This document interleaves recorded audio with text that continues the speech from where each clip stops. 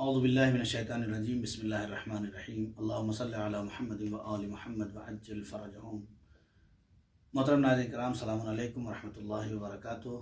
ناظرین، آج آپ کی خدمت میں ایک نیا پروگرام ہم اپنے گھر کو جنت کیسے بنائیں کے عنوان سے لے کر حاضر ہوئے ہیں، اور آج ہمارے ساتھ نبا فاؤنڈیشن کے اسٹوڈیو میں موجود ہیں حجت الاسلام والمسلمین علی جناب مولانا سید محمد عباس رضوی صاحب قبلہ، اور ان کی خدمت میں چلتے ہیں اور سوال کرتے ہیں کہ جو حالات چل رہے ہیں کہ ہم اپنے گھر کو جنتی کیسے بنائیں۔ آج کے اس دور میں کیا اس دنیا میں اپنے گھر کو جنتی بنایا جا سکتا ہے، اس کے سلسلے میں ہم حضور کی خدمت میں چل رہے ہیں۔ قبلہ السلام علیکم ورحمۃ اللہ وبرکاتہ۔ وعلیکم السلام ورحمۃ اللہ وبرکاتہ۔ سب سے پہلے قبلہ ناظرین کو ہمارے یہ بتائیے کہ ایک اچھے گھر، ایک اچھے خانے کی توصیف اور تعریف کیا ہے، مفہوم کیا ہے؟ اعوذ باللہ من الشیطان الرجیم بسم اللہ الرحمن الرحیم وبہ نستعین انہ خیر ناصر و معین۔ سب سے پہلے ناظرین محترم کی خدمت میں سلام عرض کرتے ہیں، اور ایام فاطمیہ جو چل رہے ہیں اس کے اعتبار سے انہیں تعزیت اور تسلیت پیش کرتے ہیں۔ سوگواری کے ساتھ ساتھ انشاءاللہ دعا یہ کرتے ہیں کہ ہم سب سیرت جناب سیدہ پر چل سکیں۔ بہترین سوال آپ نے فرمایا کہ ایک گھر جنت کیسے بن سکتا ہے۔ سب سے پہلے ہم آئیں کہ گھر بنتا کیسے۔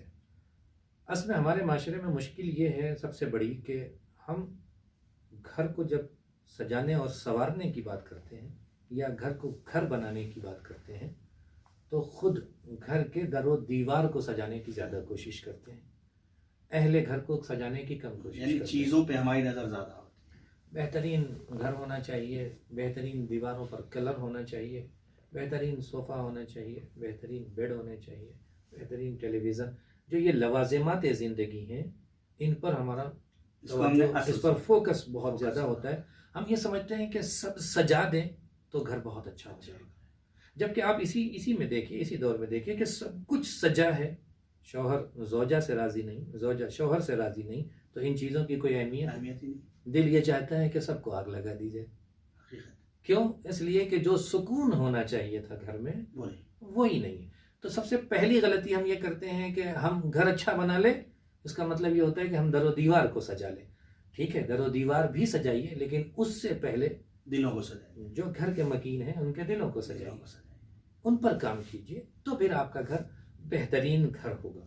ورنہ وہ بہترین گھر نہیں کہا جا سکتا، آپ اس کو کچھ بھی کہہ لیں، لیکن بہترین گھر کے لیے آپس میں ہم آہنگی، ایک دوسرے کا احترام، جینے کا، زندگی گزارنے کا سلیقہ اور طریقہ، جب تک یہ نہیں آئے گا گھر نہیں سجے گا، گھر جنت نہیں بنے گا۔ اور اگر گھر کو جنت بنانا ہے تو سب سے پہلے ہماری نظر یہ جانی چاہیے کہ جو شہزادی جنت ہے اس کے گھر کے حالات کیا ہیں۔ اب یہاں پہ سوال آپ کے کر لوں، ناظرین کی خدمت میں بھی چلوں کہ ناظرین، جب ہم گھر سجائیں اور مکین کو صحیح کریں تو ہم اپنے مکین کو کیسے صحیح کریں یا گھر کو کیسے صحیح کریں، افراد خانے کو کس طرح سے صحیح کریں، اس کے لیے کوئی آئیڈیل ہے؟ آئیے چلتے ہیں پہلے، چونکہ ایام فاطمیہ چل رہا ہے اور گھر کی جو ذمہ ہوتی ہے وہ عورتوں کے اور خاتون کے ہاتھ میں ہوتی ہے، تو شہزادی خود خاتون ہے۔ آئیے شہزادی کی خدمت میں چلتے ہیں، خود شہزادی کا گھر کیسا تھا، آج ہماری مائیں بہنیں اپنے گھر کو جنتی کیسے بنائیں؟ بے شک بہت اچھا سوال ہے، اور میں نے اس کی طرف اشارہ بھی کیا کہ اگر گھر کو جنت بنانا ہے تو یہ دیکھنا ہے کہ شہزادی جو جنت کی شہزادی ہیں، خاتون ہے جنت کو، ان کے گھر کے حالات کیسے ہیں، کیسے سجایا ہے انہوں نے، کیا انہوں نے یہی ڈیکوریشن جس کو ہم سجانا سمجھتے ہیں کیا؟ تو اگر آپ تاریخ اٹھا کے دیکھیں گے کہ ایسا گھر ہے، چھوٹی چھوٹی دیواریں مٹی کی اور خس و خاشاک کے ذریعے سے، تو ایک معمولی سا گھر ہے، لیکن اس معمولی سے گھر کو شہزادی نے یا اس گھر کے رہنے والوں نے اپنے کردار سے اتنا عظیم بنا دیا کہ کائنات کا رسول اس دروازے پہ آ کے سلام کرتا ہے۔ کتنی عظمت! یہ عظمت در و دیوار کی وجہ سے ہوئی؟ عظمت کیا ہو سکتی ہے؟ نہیں، گھر میں رہنے والوں کی وجہ سے ہوئی، ان کے کردار کی وجہ سے ہوئی، ان کے سیرت کی وجہ سے ہوئی۔ اور گھر کبھی بھی ایک فرد سے نہیں ہوتا۔ ہمارے معاشرے کا رواج یہ ہے کہ جب ہم یہ کریں کہ گھر سجانا ہے اور گھر بنانا ہے اور گھر کو اچھا کرنا ہے تو سب کچھ خاتون کرے، اس لیے کہ گھر کی سردار وہی ہے، گھر کی مالکن وہی ہے۔ ہم زبان سے مالک کہتے ہیں اسے، لیکن جب ہمارا مزاج گرم ہوتا ہے تو اپنی ملکیت کا احساس دکھا دیتے ہیں۔ یہ ہونا نہیں چاہیے اسلامی قانون کے طریقے سے۔ تو ہمیں یہ دیکھنا ہوگا کہ گھر ایک فرد سے ہے یا گھر کے تمام افراد سے ہے. تو جب ہم یہ دیکھیں گے، اس پر روشنی ڈالیں گے، تو تمام افراد سے گھر بنتا ہے، کسی ایک فرد. یہ اور بات ہے کہ ذمہ داریاں فرق کرتی ہیں. اب یہاں پر ہم لا کر کے اپنی خواتین اور ماں بہنوں کے لیے ایک بہترین بات یہ کہنا چاہوں گا میں، یہ کہ ذمہ داریاں فرق کرنے سے کبھی بھی کسی کی عظمت اور اہمیت کم نہیں ہوتی. اگر آج 1400 برس کے بعد خاتون یہ سمجھے کہ اسے گھر کی ذمہ داریاں دے کر کے گھر کی چار دیواری میں قید کر دیا گیا ہے تو وہ غافل ہے، سیرت حضرت سیدہ سے غافل ہے. وہ گھر کی چار دیواری میں قید نہیں ہے، بلکہ وہ اس گھر کی چہار دیواری میں اللہ کی طرف سے ایک نظام اور سسٹم لے کے آئی ہے جس کی وہ ذمہ دار ہے، جس کی اس پر مسئولیت ہے. کیا؟ اپنے بچوں کی تربیت کرے. اب اس تربیت پر آپ غور کریں. آج ہماری ماں بہنیں تلاش کرتی ہیں کہ ہمیں جاب کرنا ہے، مردوں کی برابری کرنا ہے. اللہ نے خاتون کو ایک ایسی جاب دی ہے جو مرد کر ہی نہیں سکتا. کیا؟ بچے کی پرورش، بچے کی تربیت. اور اسی سلے میں بچوں سے کہا کہ ان کے قدموں کے نیچے جنت ہے، یعنی اگر وہ تمہاری تربیت کریں گی اور تم ان کی باتیں سنو گے تو جنت تو قدموں کے نیچے مل جائے گی. اور اگر انہوں نے تربیت نہیں کی، جو فریضہ اللہ نے ان پر عائد کیا ہے وہ تربیت صحیح سے نہ ہوئی اور کہیں جا کے جاب کیا اور بچوں کی تربیت نوکرانی کے ذریعے سے ہوئی، تو یہ معاشرے میں جو بچہ جائے گا، اللہ نے عہدہ دیا تھا تاکہ تربیت کر کے معاشرے میں انسان بھیجو. تم نے تربیت نہیں کی، انسان کی شکل میں وہ معاشرے میں حیوان بن کے آئے. کیوں؟ اس لیے کہ وہ عاطفہ، وہ جو اللہ نے تمہارے اندر غریزہ رکھا تھا تربیت کا، وہ کسی اور میں نہیں تھا، اور تم نے اسے غریزے کو انجام اتنی بڑی. اگر کوئی شخص یہ کہے کہ میں بڑا ہوں، میں بہت بزرگ ہوں اس لیے کہ مرد ہوں، تو خاتون یہ کہہ سکتی ہے کہ اگر ہم نے صحیح تربیت نہ کی ہوتی تو انسان کی شکل میں جانور ہوتے تم، اور معاشرہ بھی نکال کے تمہیں کہیں پھینک چکا ہوتا. تو اگر تم کچھ ہو تو میری تربیت کی وجہ سے ہو. اب جو خواتین یہ کہتی ہیں کہ ہم اسلام میں کم ہو گئے اور چھوٹے ہو گئے، اب وہ بتائیں کہ کم ہے، چھوٹی ہے، بڑی.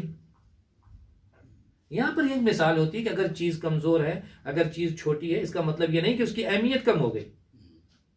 خواتین کان میں گوشوارہ پہنتی ہیں، اس گوشوارے میں ایک چیز ہوتی ہے جو لا کے اسے بند کر دیتی تاکہ یہ گوشوارہ گرنے نہ پائے.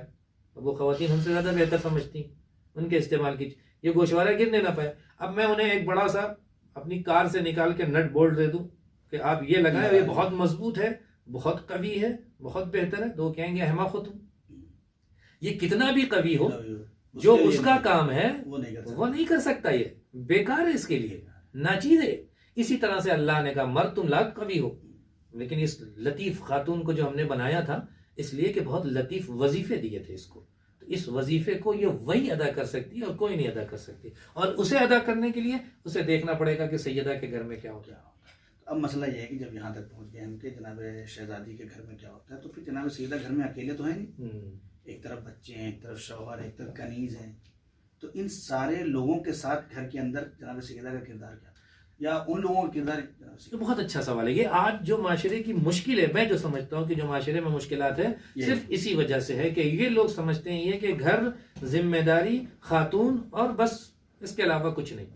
جبکہ آپ نے جو اشارہ کیا، میں نے اس بات کو کہا کہ گھر تمام افراد سے بنتا ہے، ایک شخص نہیں.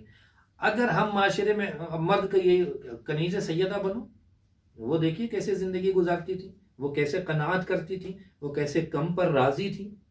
جناب سیدہ کی قناعت کی جو بحث ہے اس میں جناب سیدہ نے ایک جملہ کہا جو ہماری خواتین کے لیے اسوہ حسنہ ہے، آئیڈیل ہے. میں مردوں کی طرف بھی آؤں گا، ناظرین محترم سے پریشان نہ ہو ہماری ماں بہنیں، میں آؤں گا مردوں کی طرف. کہ یہاں پر جو شہزادی کہتی ہیں کہ یا ابوالحسن، مجھے اس بات سے شرم محسوس ہوتی ہے کہ میں آپ سے کچھ حاجت طلب کروں جس کو لانے میں، جس کو کرنے میں آپ کو مشکلوں کا سامنا کرنا پڑ جائے. مجھے شرم آتی ہے، ایسی درخواست میں آپ سے کرتی ہی نہیں. کون کہہ رہا ہے؟ جناب سیدہ فرما رہے. کس سے فرما رہے ہیں؟ جو کائنات کے لیے مشکل کشا ہے. ہم اور آپ کہہ سکتے ہیں ان کے لیے کیا مشکل.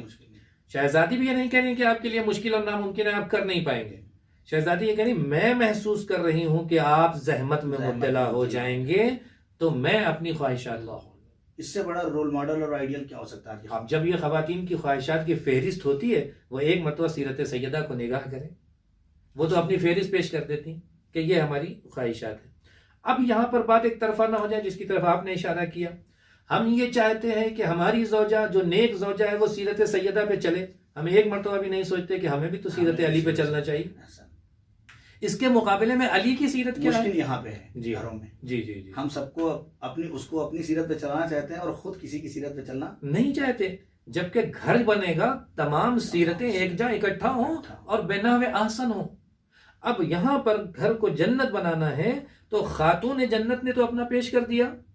اب مولا کائنات جو شوہر کی حیثیت سے ہیں، میں امام کی حیثیت سے نہیں کہہ رہا ہوں، ایک شوہر کی حیثیت سے ان کا کام کیا ہونا چاہیے اس خاتون کے لیے جو اللہ کے بتائے ہوئے راستے پہ چل رہی، تو وہ بھی اپنے تمام کاموں میں آ کے سیدہ سے مشورہ لیں۔ سیدہ کام کر رہی تو آ کے ہاتھ بٹاتے ہوئے نظر آ رہا ہے۔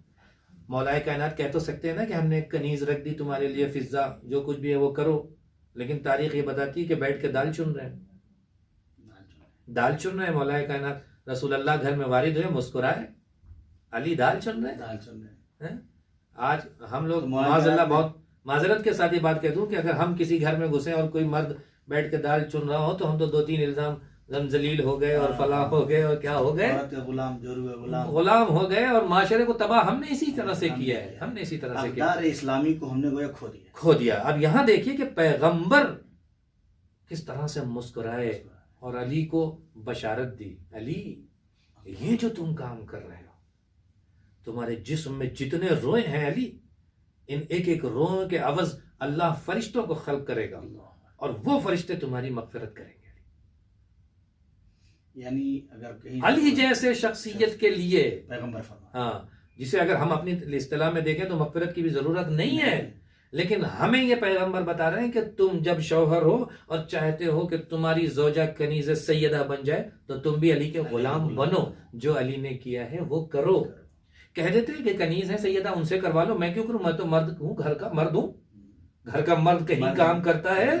علی والو، ہمارا اور آپ کا مولا اپنے گھر میں کام بٹاتا ہوا دکھ رہا ہے، شہزادی کا ہاتھ بٹاتے ہوئے دکھ رہا ہے، کبھی بچوں کو کھلا لیا، کبھی کچھ کام کر لیا، کبھی چکی چلا لی، جہاں جہاں پر بھی آپ دیکھیں گے۔ اب شوہر اور زوجہ کا فریضہ ہو گیا۔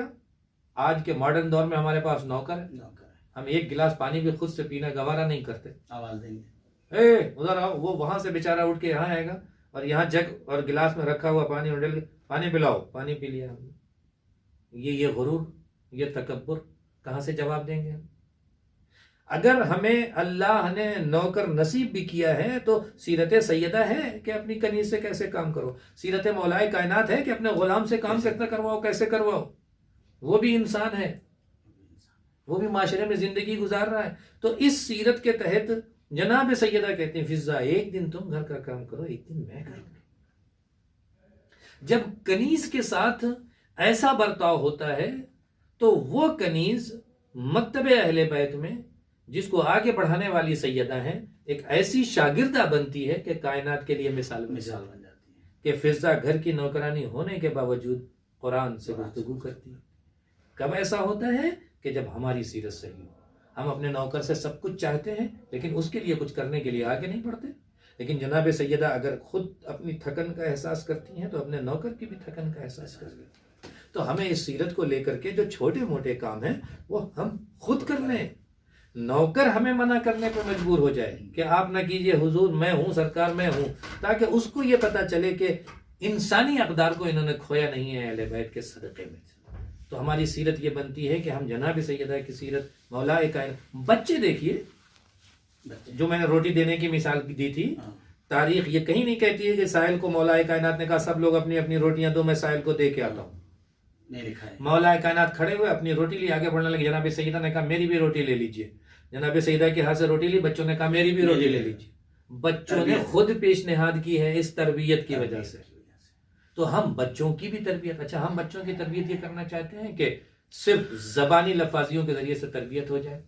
اہل بیت نے تو زبان سے نہیں کہا کہ بیٹا فقیر آیا ہے تمہیں بھی چاہیے کہ دے دو، فقیر کے سامنے دے کر کے اپنی سیرت ایسی بنا رکھی تھی کہ بچوں کو خود پتا تھا کہ دینا ہے، جب ماں باپ دے رہے ہیں تو ہمیں بھی دینا ہے۔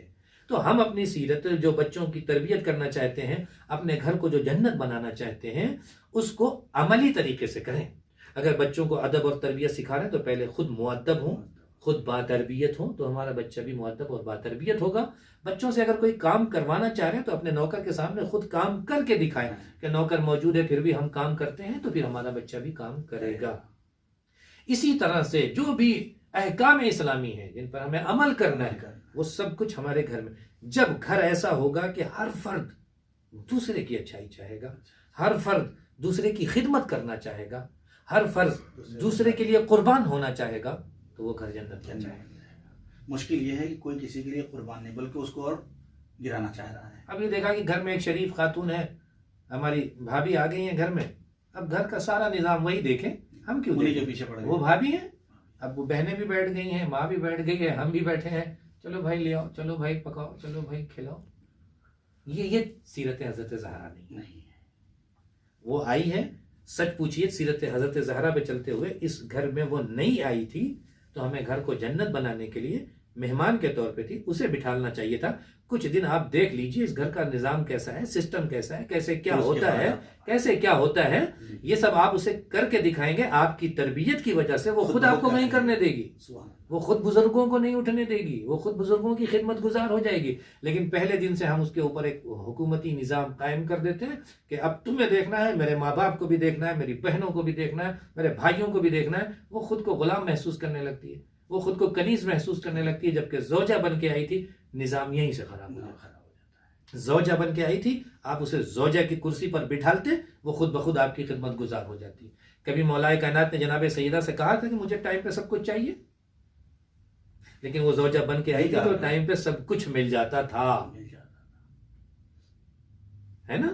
تو جب یہ سیرت ہمارے پاس ہے، جب یہ خدمت گزاری کا طریقہ ہمیں ملا ہوا ہے ایک بہشتی گھرانے سے، تو ایام فاطمیہ میں ہم اس بہشتی گھرانے کا ذکر کریں اور ماں بہنوں سے، بھائیوں سے، بزرگوں سے درخواست یہ ہے کہ سب بہشتی گھرانے کی سیرت پر چلیں، ایک دوسرے کو دھکا نہ دیں، ایک دوسرے کو ڈھکیلے نہ کہ تمہارا فریضہ ہے تم انجام دو، نہیں، کہیں تمہارا فریضہ ہے تو کہیں ہمارا فریضہ ہے، تم اپنے فریضے کو ادا کرو، ہم اپنے فریضے کو ادا کریں گے، تم میرا خیال رکھو، میں تمہارا خیال رکھوں۔ جزاک اللہ، بہت بہت شکریہ ناظرین، بہت ہی بہترین گفتگو۔ ایک گھر کو جنت کیسے بنایا جا سکتا ہے، آپ کی خدمت میں حجت الاسلام والمسلمین علی جناب مولانا سید محمد عباس صاحب قبلہ نے پیش کی۔ اور ناظرین، ساری گفتگو کا نچوڑ یہ ہے کہ ہم اگر واقعاً ایک جنتی گھرانہ بنانا چاہتے ہیں تو اپنی ذمہ داریوں کو محسوس کریں، حاکم بن کر گھر میں زندگی نہ گزاریں بلکہ ایک خادم بن کے ان بچوں کی تربیت، گھر کی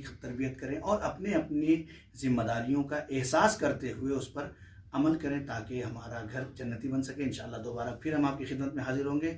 خدا حافظ، فی امان۔